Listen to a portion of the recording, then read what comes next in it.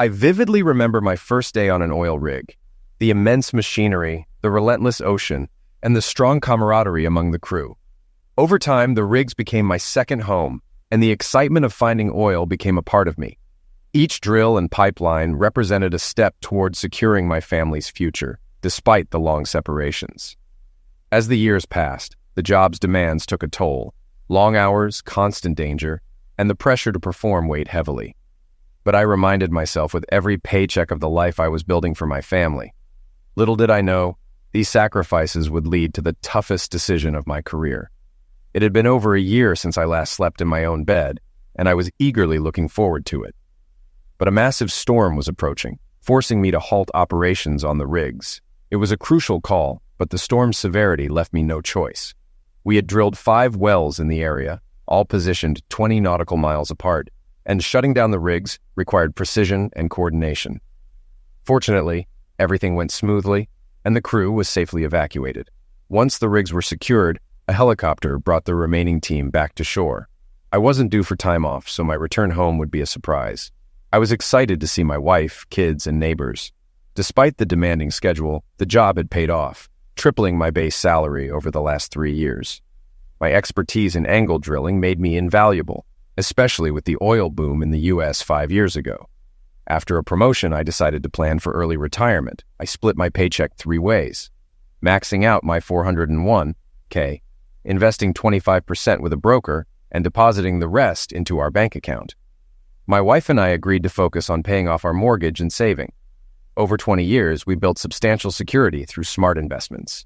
My broker diversified my portfolio across company stock, tech giants like Google, Amazon, and Facebook, and dividend-paying blue-chip stocks, with regular reports sent directly to me. Because I was often away, my wife and I always filed taxes separately, with her claiming the kids' deductions. If the hurricane hit us directly, no one could return to the rigs until they passed a full inspection. I insisted on these details to ensure the safety of my team. A crew would inspect the sea floor before we could resume operations, and with the hurricane's slow progress, it seemed I'd have at least 2 months off.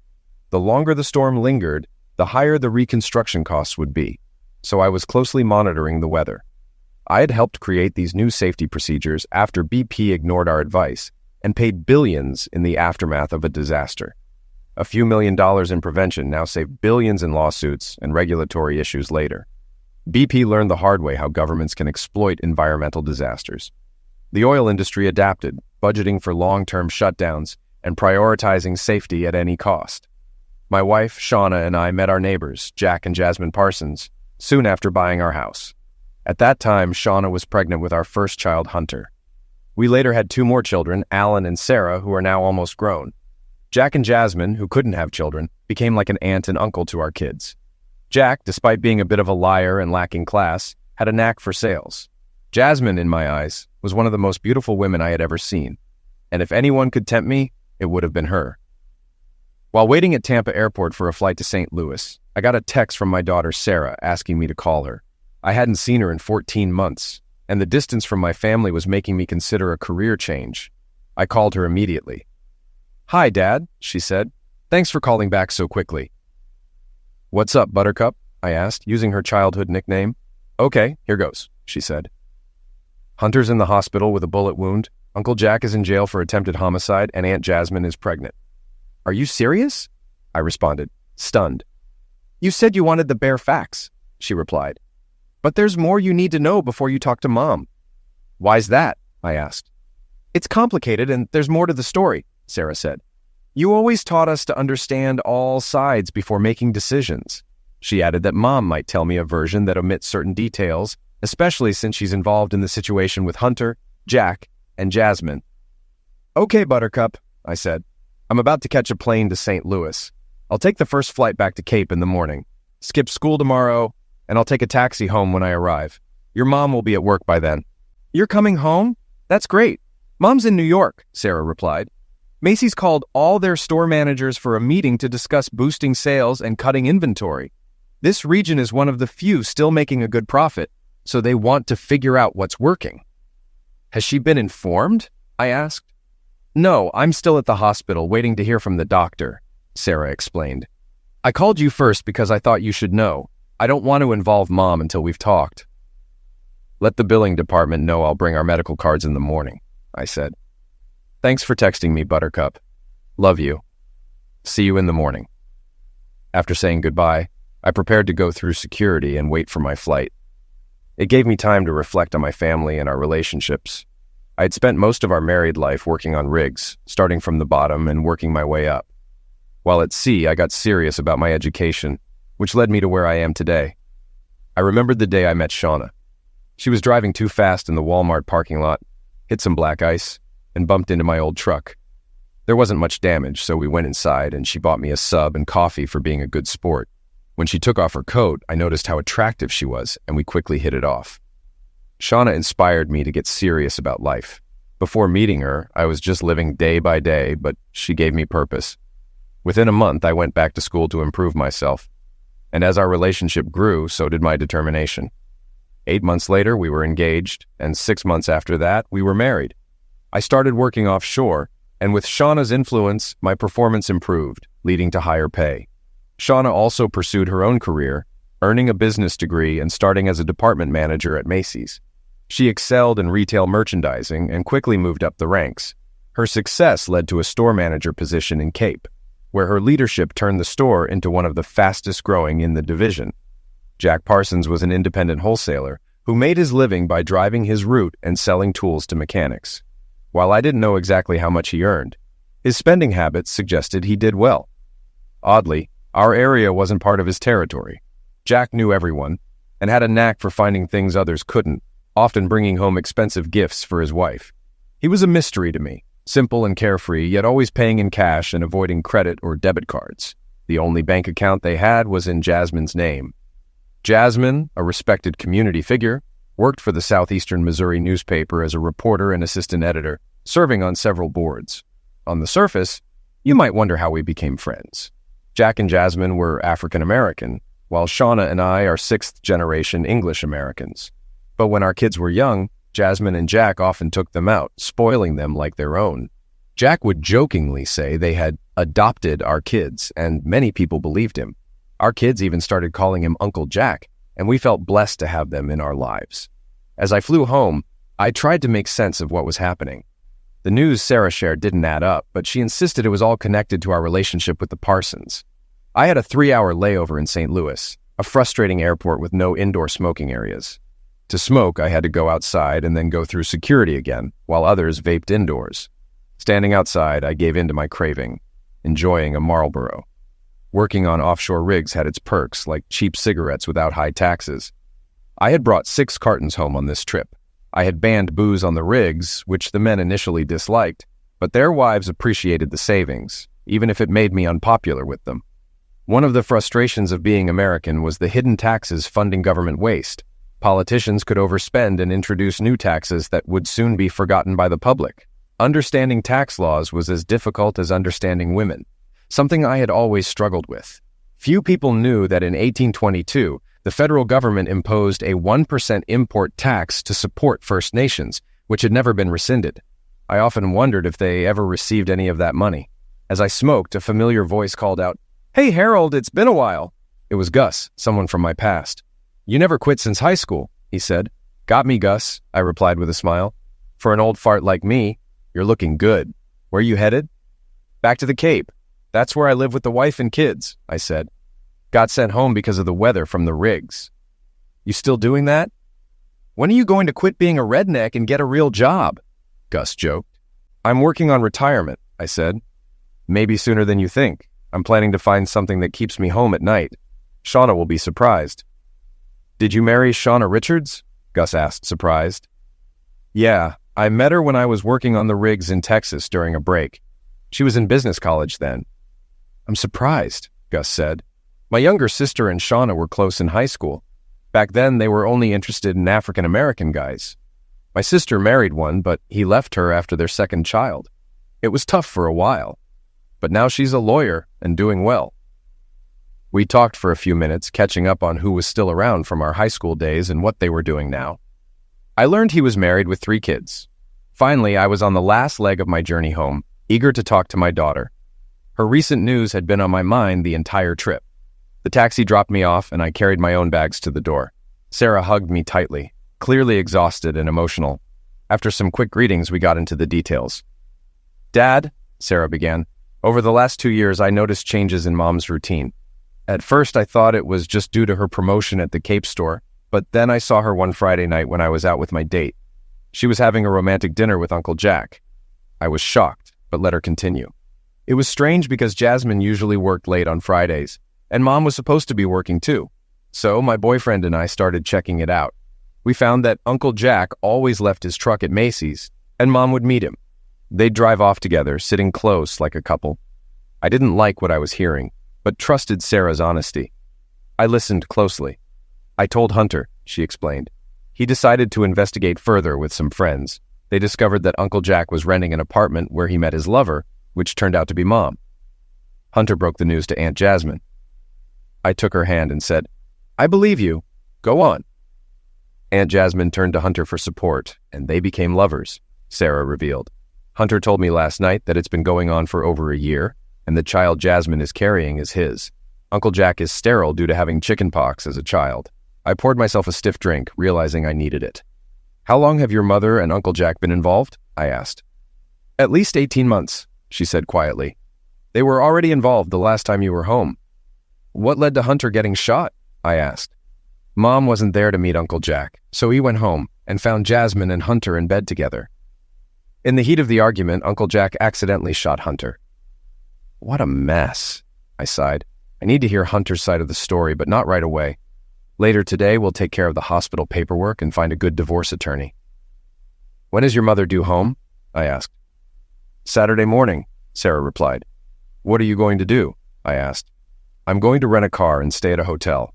I can't stay here," I said. "When I return with the rental, we'll take care of a few things. I want you to call your mother tonight with your phone on speaker so I can record it for my lawyer." Sarah started crying, knowing her mother's actions had left me with no choice. Through her tears, she said, "I've been dreading this day. I prayed it would go away, but it only got worse. Dad, I want to live with you." "Buttercup, if that's what you want, I'll make it happen," I assured her. "I'm home for at least 2 months, so I have time to find a place and a new job. For now, let's keep it quiet that I'm home." "You mean it, don't you?" she asked. "Yes, but it might mean changing schools," I replied. I don't think I've ever been hugged so tightly in my life. Sarah didn't want to leave my side, so she came with me when the taxi arrived. Before we left, we called the school to let them know she wouldn't be attending. Jasmine saw me getting into the taxi and texted me, "I need to explain things to you." I replied, "I know. We'll contact you after I've taken care of a few things. My daughter is upset and needs me now." At first I was surprised Jasmine was home, but given what happened yesterday, it made sense. I rented a small car that my wife would never expect me to drive since I've always been a Ford man. We left Cape and checked into a cheap motel in Marble Hill, far enough away to avoid being found. After checking in, we went to Southeast Hospital to handle the insurance paperwork. Over lunch, Hunter called Sarah, and we learned that Jasmine was with him and that he knew I was home. Sarah told him to keep that information to himself for now, as we planned to inform his mother that night. Our next stop was a real estate office to look at businesses for sale, but nothing caught my interest. I asked the broker to keep an eye out for new listings and made plans to view some houses on Friday. Back at the motel, I called my superiors to inform them of my situation, explaining that after 20 years, I might need to quit because my daughter, still a minor, wanted to live with me. I also set up an appointment with a lawyer for Monday. Checking my accounts, I saw we had $50,000 in the house account and $250,000 in personal savings, with the house already paid off. Divorce seemed straightforward, splitting the house value and the funds. "Buttercup, I'll be back soon," I told Sarah. "I'm going to talk with Jasmine to hear her side." Jasmine let me in right away, and I could see the stress she was under. "I'm sorry, Harold," she said. "You shouldn't have come home to this mess. Want a drink while we talk?" "Sure. It's been a long day," I replied. As she poured the drinks, I asked her to start from the beginning. "I was at the office when Hunter asked to see me privately," Jasmine began. "I thought he was planning an anniversary surprise, but he told me Shauna and Jack were having an affair. I didn't believe him until he showed me. He drove me to Jack's apartment, and what we saw through the window left no doubt. Jack and your wife were together. I was devastated." She showed me some photos on her phone, confirming the timeline that both Jasmine and Sarah had given me. "Jasmine, could you text me those images? I'll need them for the divorce, I asked. Jasmine's eyes widened when I mentioned that my wife had only dated African-American boys in high school. Maybe those touches over the years weren't as innocent as we thought, she said. We'll never know, I replied. But how did you and Hunter end up together? He's like you, Harold, Jasmine said. He supported me, giving me strength. One night, after a bit of wine, I kissed him, and he kissed back. That kiss was filled with more love than I'd felt in years. Our closeness grew, and about 6 months ago we crossed the line. It wasn't revenge. It just happened. I understood. My job and long absences had created the same distance with my wife. Although we were married, we had become strangers. Each time I came home, we had to rebuild our connection, only for me to leave again for months. It was one of the main reasons I was considering leaving my career. Jasmine waited for my response. Thank you for your honesty. I'll let Hunter decide what's best for both of you. He's been independent for a long time, and I'll support whatever you two decide. Just so you know, your timeline and the images have been confirmed. Thank you, Harold, Jasmine said, with tears in her eyes. Hunter said you'd approach it this way.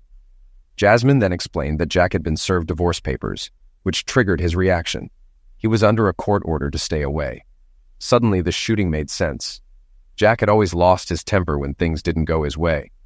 He must have gone home to confront Jasmine and found her with Hunter, which pushed him over the edge. I knew Jack carried a weapon for protection due to his work. Jasmine, for the next few days, it's important that people believe I'm not in town, I said. That's why I rented a car. Sarah has already made it clear she wants to live with me. I left with what I needed. The truth from Jasmine and proof that Jack and my wife's affair started before Hunter got involved. Back home, I shared everything with Sarah. Dad, that makes sense, Sarah said.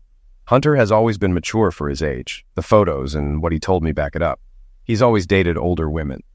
I guess I'm partly to blame, I said. With me away so much, he stepped up as the man of the house. I wasn't much older than him when he was born.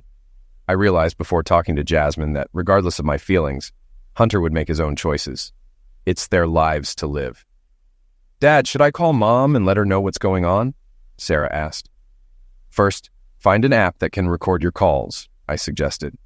Sarah searched and tested a few apps before finding one that worked. We both downloaded it. After 3 rings, Shauna answered, and Sarah put the call on speaker. Mom, I need a note for missing school today, Sarah said. Why did you miss school? Are you sick? Shauna asked. No, I was at the hospital with Hunter last night and was too exhausted to go to school, Sarah explained. What happened to Hunter?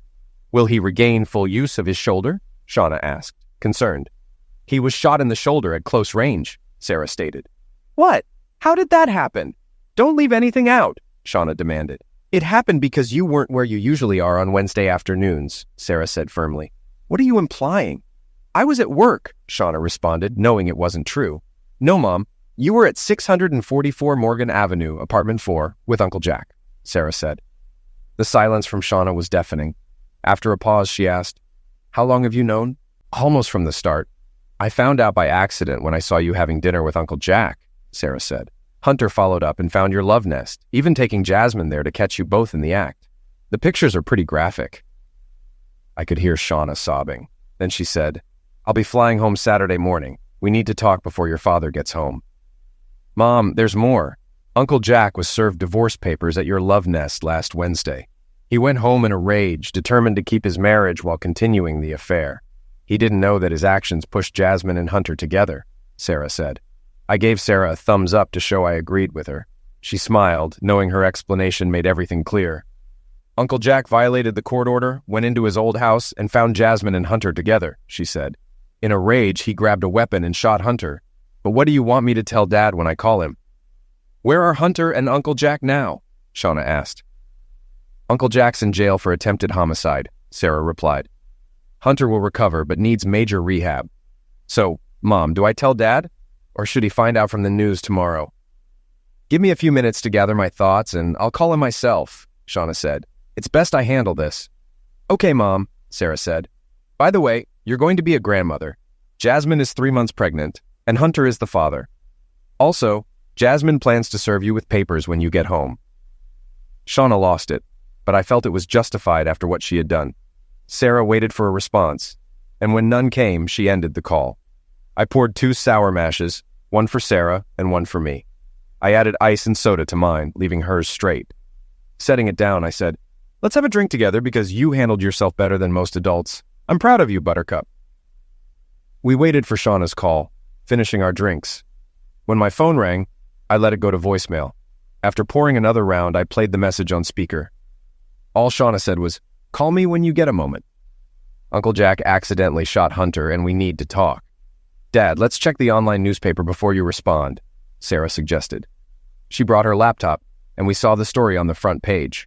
The headline read, "Husband Shoots Wife's Lover," and it detailed everything, exposing the relationships between all of us. The biggest shock was learning that Jack Parsons wasn't his real name. He was actually Raymond John Smith, with a record for petty theft and an outstanding warrant for pill possession with intent to distribute. His fingerprints had revealed his true identity. I called the police and told them about Jack's tool truck and suggested they get a warrant to search it. When asked why, I replied, "Because no one has ever seen him sell anything out of it." I then looked up Gus Charles on Facebook, found his profile, and called his number. His wife answered, and I explained that I had run into Gus at the airport and needed the name of his sister Ashley's ex-husband who had disappeared. "His name is Raymond John Smith," she said. "He owes over 16 years of child support." "Well, he's in jail in Cape Girardeau, Missouri, under the name Jack Parsons," I informed her. "Are you serious?" she asked. "Yes, and he was also having an affair with my wife, Shauna Richards," I added. "Oh my God, Ashley will be shocked. Can I give her your number?" she asked. "Please do," I replied. "My soon-to-be ex-wife is coming home on Saturday." Sarah was in shock, and so was I. I texted Jasmine to see if she was home so I could talk to her. "Dad, Mom knew who he was when you first met them," Sarah said. "What other lies will we uncover?" "I don't know, but it seems like they were reliving their glory days," I said. "I wonder what else they were involved in." We took a few minutes to process everything. The more we learned, the more questions arose. When there was a knock at the door, Sarah answered it. I made a sour mash and soda for Jasmine and handed it to her as she entered the kitchen. We showed her the updated article, which was a shock to her. Sarah had texted me the recording of her conversation with Shauna, and I played it for Jasmine. "There's a good chance your marriage to Jack might not even be legal," I said. "You should have your divorce lawyer check into it." "I've been at the hospital most of the day," Jasmine replied. "I was just heading home when I got your text. There's no way he's getting bail." "It gets worse," I added. "He has 2 grown children, a daughter and a son. His ex-wife was Shauna's best friend in high school." The shock on Jasmine's face was unforgettable. "They knew from the beginning," Jasmine said, starting to cry. "If he had kids, why didn't I get pregnant sooner?" "He probably had a vasectomy before meeting you," I said. "That's the only explanation." I got quiet as Jasmine and Sarah talked. My gut told me there was more to this story. "Ladies, I think we should go through everything in our homes," I suggested. "Something's missing, and I wonder if Shauna was helping Jack with something illegal. Given his pill history, he could have hidden things. And maybe Shauna was involved." "That sounds far-fetched," Jasmine said. "But he did drive his truck daily and stayed out overnight." "Then why did Shauna keep his secrets? You must have seen bills for his purchases," I said. "Jack always said the corporation handled everything," Jasmine replied. "Did you ever see any monthly statements or money transfers?" I asked. "No, but I know his Outlook account. We could check it," she said. We went to her house, and after logging into the computer, I searched for Outlook. We discovered Jack had 4 unknown email accounts linked to his main one, clearly hiding something. "Jasmine, contact the police first thing tomorrow and give them access to Jack's emails," I said. "I'm going home to search my house for money or pills. I want to be sure nothing illegal was hidden there." "I'll do the same." "What should I do if I find anything?" Jasmine asked. "Call me and we'll figure it out together," I said. "We need to protect ourselves." "Dad, do you really think Mom would let Jack store stuff in our home?" Sarah asked. "Given their relationship, I can't rule it out," I said. "Start with places you wouldn't normally check." Back home, I grabbed a flashlight and headed to the garage to access the attic. After moving the rental car, I climbed up and found 5 large garbage bags hidden up there. When the first bag hit the floor, Sarah rushed over. "Pull it out of the way," I said. "There are 4 more." The second bag split open, spilling bundles of $20 bills. My immediate thought was whether Jasmine's house had pills. After bringing all 5 bags down, I found another flat bag, which turned out to be Jack's ledger. "Sarah, go tell Jasmine what we found while I check these bags," I asked. They returned in 5 minutes. The 5 bags were filled with cash, and the 6th bag contained Jack's ledger. "Harold, can you check my place?" Jasmine asked. "Right after I call the cops," I replied. I called the police, who sent a patrol car over. Then, I went to Jasmine's house and found a chest of cocaine in her attic. I placed Jack's ledger with it and called the police again, requesting a detective. It took over 3 hours for the police to take the money and pills. We had to explain everything from the shooting to now. Before leaving, the detective said they would be taking Shauna into custody for questioning when she returned on Saturday. "The money can't be linked to anything right now," the detective said. "It will be counted, recorded, and locked up as found money voluntarily turned in by Mr. Phillips." "Thank you, officer," I replied. "What about the pills found at my neighbor's house?" Jasmine asked. "Since Jack Parsons lived there and you turned it in with her help, you won't be charged. But he will," the detective explained. "Will you be back with a search warrant tomorrow?" Jasmine asked. "Give me your husband's email and password," the detective said. "We'll check it directly. If you find any small amounts of pills, flush them. Most of what Jack had is likely in his truck, which we're towing for a search." After the police left, I said, "I could use a stiff drink." Jasmine secured her house and joined us. Sarah asked, "Are you going to tell Mom what's happening?" "It's better to let the detective handle it," I said. "I'll finish searching both houses tomorrow while you're at school." "Thanks, Harold. I appreciate it," Jasmine said. "Jasmine, I need you to follow me to the car rental place tomorrow." "I'm not leaving my daughter alone," I said. "Can I stay here tonight?" Jasmine asked. "Of course. You can sleep in Hunter's old room," I said. Around midnight, police sirens woke us. They had caught someone trying to break into Jasmine's house. An unmarked car was watching our homes. At 5 a.m., I called my wife. Sitting outside with coffee and a cigarette, she answered right away. "Harold, it's a mess here. Jack accidentally shot Hunter, but he'll recover. The police are holding Jack until they finish the investigation. Have you talked to Jasmine?" "No. Sarah and I have been at the hospital," I said. "I'll talk to her today and let you know." "Any word on when you'll be home? We want to see you," I asked. "We're watching the weather and might have to evacuate, so I could be home sooner than expected," she replied. "Are you serious?" she asked, surprised. "Yes, we have a hurricane coming. If we evacuate, I'm headed home." "Promise to call me if that happens so I can get things ready," Shauna said. "Okay," I said. "Talk to you later."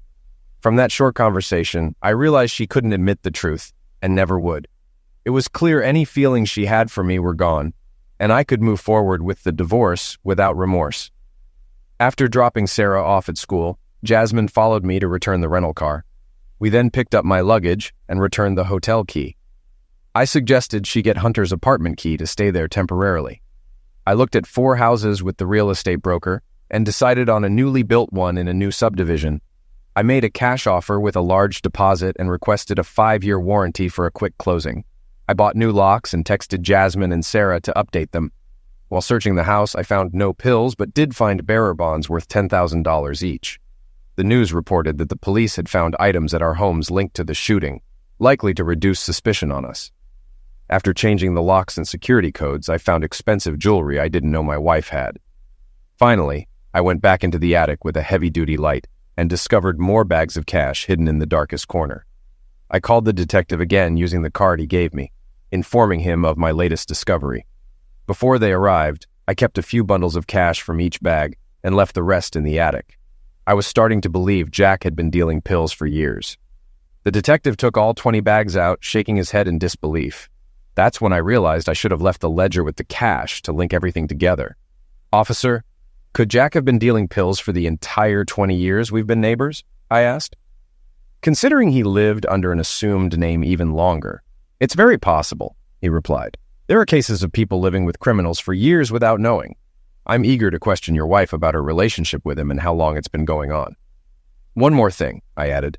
"Jack, as we called him, was my wife's high school best friend's husband before he married Jasmine. His ex-wife Ashley might fly in Saturday to verify everything." The detective smiled just as Jasmine pulled in. "This just keeps getting more interesting," he said. "Does his current wife know?" "Yes, and I'm about to search her house thoroughly," I said. "After last night's break-in attempt, we thought it was necessary. I'll be ready for another call if needed." The detective grinned. "I'm interviewing Jack again today. We found cocaine in a false floor of his truck. He's done for good." Jasmine joined us and said, "Officer, expect a call from my lawyer about my husband's identity. He wants to annul our marriage immediately." After the detective left, we searched Jasmine's house thoroughly, flushing anything that looked suspicious. Jasmine packed her belongings and moved into Hunter's apartment for safety. We found some bearer bonds, which she took with her. I told her I had made an offer on a newly built house and planned to use the bonds for the payment if the offer was accepted. Jasmine asked, "Do you think Shauna was working with him, or did he con her too?" "It's hard to say," I replied. "We've had each other's house keys for years. Jack could have hidden things when we were away. What surprises me is that he didn't legitimize his savings." "My daughter and I want to see Hunter together," I said. "He's recovering slowly. He and Jasmine plan to live together to see if the age difference works." "That sounds mature and well thought out," I said. "Thanks, Dad," Hunter replied. "I appreciate all you've done for Jasmine. Now that I see your side, I don't know how you're handling this. Son, I may not like what your mother did, but I wasn't there for her because of my job.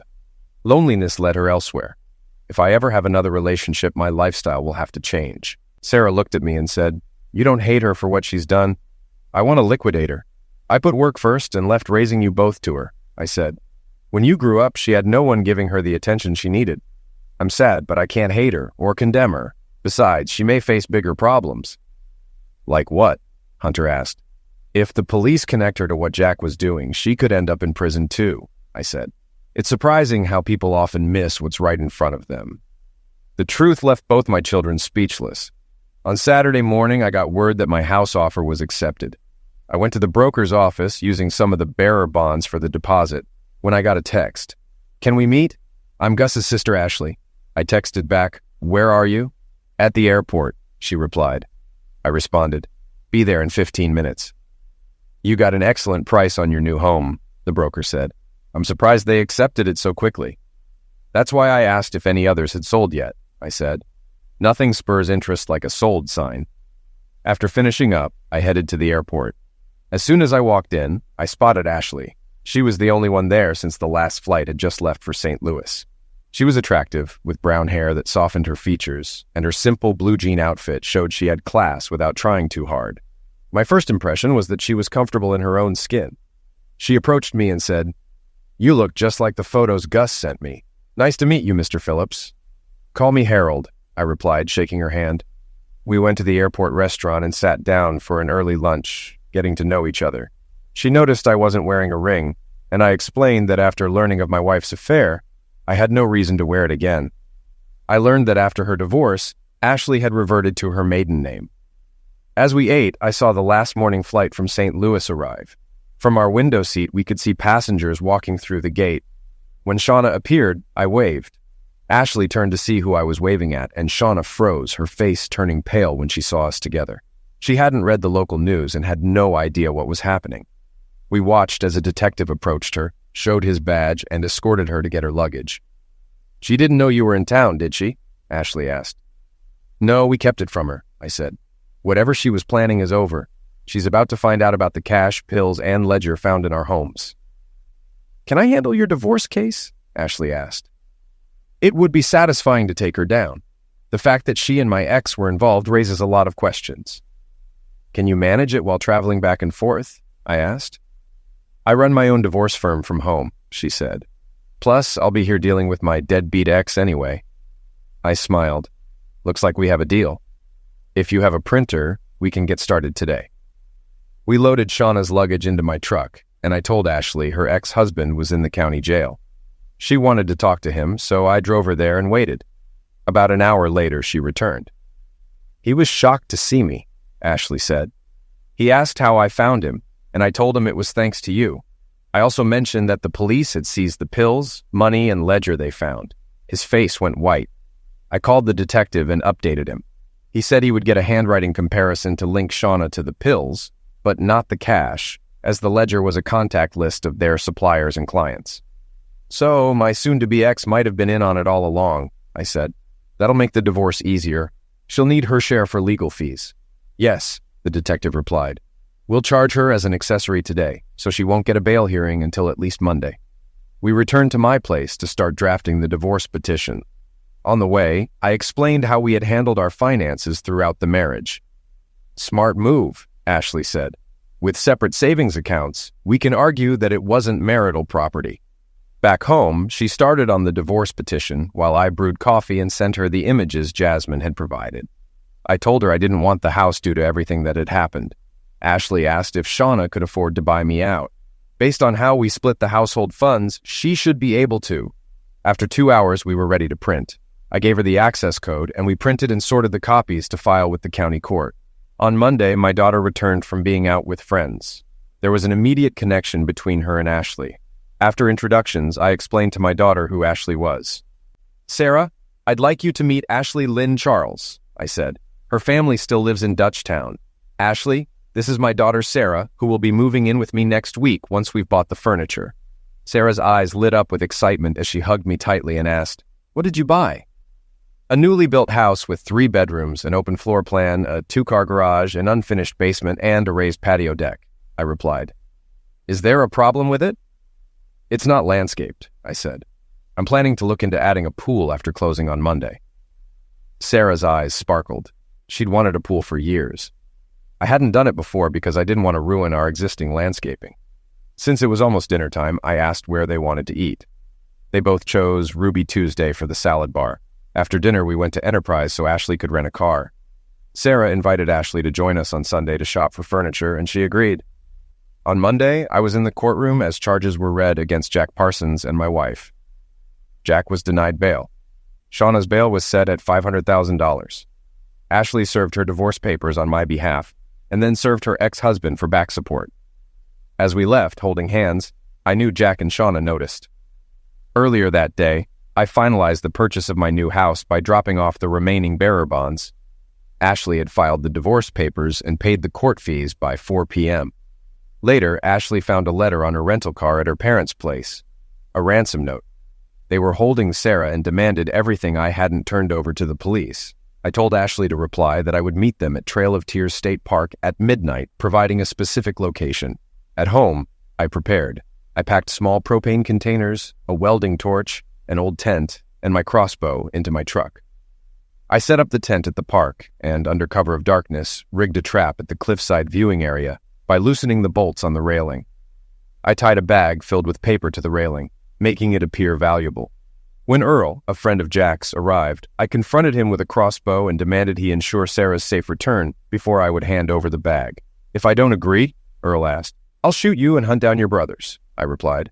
Earl, visibly nervous, made the call. Watching him sweat was satisfying, especially as he realized the crossbow held 3 arrows. "Jack thought you'd gone soft," Earl said. "He's planning to escape and needed the bearer bonds to get him and your wife out of town." "I guess you're in the ledger book, too," I said. "How do you know about the ledger?" Earl asked. "I gave it to the cops. It's only a matter of time before they get you all. If Sarah's uninjured, you might want to use what's in the bag to disappear." Panicked, Earl made another call, instructing his brothers to drop off Sarah and flee. He knew the situation was dire. 10 minutes later, my phone rang. It was Ashley confirming that Sarah had arrived safely and was uninjured. I shut off the lights and slipped back into the darkness. Earl leaned over the railing to grab the bag, but with nothing securing it, his weight pushed him over the edge. After that, I returned to my tent and slept through the night. It took 2 weeks for them to find Earl's body, and Jack Parsons didn't take the news well. Early Tuesday morning, I drove to Ashley's parents' place. My daughter ran out to greet me, and I was invited in for breakfast. I learned that the county sheriff was retiring, and Ashley's father, Gus, was influential in the local Democratic Party. Over breakfast, I mentioned running for sheriff, and Gus asked if I'd be willing to start the state qualification courses. I agreed. "Then I think you've officially started your campaign," he said. The pride in my daughter's eyes was clear as she said, "One thing I know about my dad, when he sets his mind to something, he gets it done." I handed my daughter my phone and had her listen to the conversation I recorded with her mother. It was interesting watching their reactions. "Mom was never going to be honest with you, was she?" Sarah asked. "No," I replied. "I'm starting to wonder if she got Jack back into the pill business using my money." They were all surprised by my revelation, and so was I. We were all on the same page. "I think we should keep what happened since Ashley found the note to ourselves," I said. "Things didn't go the way Jack and Shauna planned." With that, I called the detective to inform him that Jack might try to escape in the next couple of days. The detective remarked that I would have made a good cop with my knack for uncovering information. On our way back to Cape, my phone rang. It was Shauna. "I'll be out on bail in 2 hours," she said. "Can I get access to the house?" Ashley and Sarah looked at me, curious about my response. "The house? You can have it this afternoon," I said. "My lawyer will bring your car to the Love Nest and give you the keys. Sarah and I will have taken what we want from the house. The rest we'll get while you're at work this week." I hung up. "Ashley, most of the new furniture is being delivered today, and they'll set it up. Can you supervise where everything should go?" "I'd love to," she replied. "The appliance dealer should be there by 10, with the furniture companies arriving later." We dropped Ashley off first so she could see the new house. Both she and Sarah loved the open floor plan and the size of the place. Sarah chose her bedroom, thrilled it had its own bathroom and walk-in closet. "Dad, should we take pots, pans, and basic stuff from the old house?" Sarah asked. I thought for a moment and said, "No, let's start fresh. Once we pack our personal items and bring them here, you and Ashley can go shopping for what we need." "Most windows have built-in blinds," Ashley noted. "That'll give you privacy until you get curtains." As Sarah and I were leaving, Ashley and I said our goodbyes when my son called out, "Dad?" Jasmine and he had just come out of the house across the street. I introduced everyone, and it was interesting to see Jasmine and Ashley sizing each other up. Despite their different skin tones, they had similar builds, which explained my interest in Ashley. Before heading back to pack our clothes, I opened a new checking account at the bank. I transferred funds from savings, got new debit cards for Sarah and me, paid off my credit card, and had my paycheck rerouted. The wardrobe boxes I had picked up made packing easy, and it took only a couple of hours to load everything. I tucked the bearer bonds I kept at the bottom of one box. I also went into the attic to gather the 50 bundles of 50s I had saved. I reminded Sarah to change all her passwords since she was taking her laptop. After unloading the wardrobe boxes, the ladies headed out while I moved the boxes out. Our old furniture was piled in the front yard for burning. I called AT&T to set up the internet. The ladies returned with a truckload of items just as the delivery drivers were leaving. The master bedroom and Sarah's room were set up, the living and family rooms organized, and the kitchen table and chairs were in place. We had the basics to start our new home, and just needed the internet to get the TV working. For now, we could use the laptop with free Wi-Fi. After unloading the truck, Ashley and I drove Shauna's car over to her. I waited while Ashley went inside. About an hour later, she returned. "Did you get some answers?" I asked. "Not really," Ashley replied. "Their relationship started after my marriage ended. Shauna planned to divorce you after Sarah finished school. They've been together for about 6 years. Raymond has been dealing pills the whole time you've known him. Shauna claims she didn't know what was in your house, but I don't believe her. I recorded the conversation thanks to Sarah syncing her phone with mine." "Should we send it to the detective?" I asked. "Yes," Ashley said with a laugh. "And am I right in thinking you're interested in where our relationship might go?" "I thought we were already working on that," I said. "Even your parents noticed the attraction." Ashley moved closer and said, "Sarah suggested KFC or fish and chips for dinner." We picked up KFC and headed back to the new place. Sarah had been busy. She'd washed sheets, put away groceries, and was running the dishwasher. I was pleasantly surprised. They'd also picked up sour mash and soda, so we each had a drink with dinner. After dinner, I unpacked in the master bedroom. The ladies came in to make the bed and set up the room, including towels, mats, and a small trash can. They even got an alarm clock and matching lights for the nightstands. Sarah had picked out my shower soap and shampoo. I took the empty boxes to the burn pile, added a few more from the kitchen, and checked out the setup. New coffee pot, toaster, and microwave in place. I was pleased with how it was all coming together. The ladies worked on Sarah's room, and once they finished, I lit the burn pile, watching the flames rise into the night sky. Lost in thought, I almost missed a call from my soon-to-be ex. "It's all gone," she said. "Where is it?" "Call the detective and ask," I replied, laughing. "You knew," she said. "How did you get Sarah back?" "Ask Earl or his brothers if you can find them," I said, ending the call.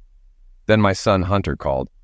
"Dad, we bought the house across the street. Mom called, but I told her off. She wasn't happy, so expect her to blame you." We talked a bit more. He had questions about Jasmine and Ashley's relationship. I advised that they should focus on the fact they were both used by the same man and let them work it out. After a smoke, I checked the fire, which had burned down, and headed back inside. The washer was running, and Sarah approached me to say goodnight. "I'll lock up when I drive Ashley home," I said, noticing the puzzled look on my daughter's face. Ashley came down wearing a new nightgown and robe.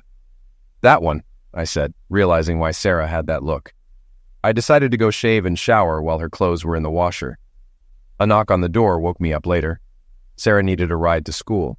I dressed quickly and met her at the door, where she smiled widely. "Dad, you look happier than I've seen you in years," she said. "I'm happy for you." After dropping her off, I promised to pick her up later. It was nice to relax at home for the first time since leaving the rigs, with no pressing tasks except cuddling with Ashley, which I did plenty of.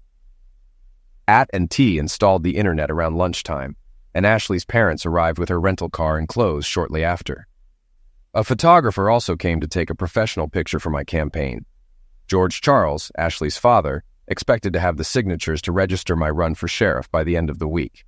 I gave him $5,000 in cash for the campaign. Ashley took her mother on a tour of the new house, where I learned she had already been putting her personal touch on it when we picked out furniture. "George," I asked, "did I ever stand a chance, honestly?" "When she came home Saturday night," he said, "I was shocked when she said, 'I met the man I'm going to spend the rest of my life with.' After what happened on Monday, she told me, 'Dad, Harold is taking control away from whoever was holding Sarah.' When Sarah showed up uninjured at 1 a.m., she said she didn't know what happened, but the people holding her got scared and dropped her off quickly after a second phone call. She could tell they were related." "It was Ed Racine and his brothers," I said. "They've always been trouble. When I confronted him with a loaded crossbow, I gave him one chance to release Sarah or die. He hesitated, so I told him to call his brothers and tell them I was coming.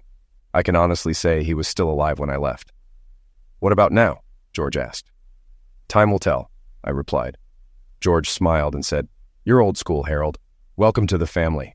I'd be proud to have a grandson from you." His words confirmed that we shared the same values, tough and principled like the Missouri Red Mutt. 6 months later, we were all gathered, waiting for the election results.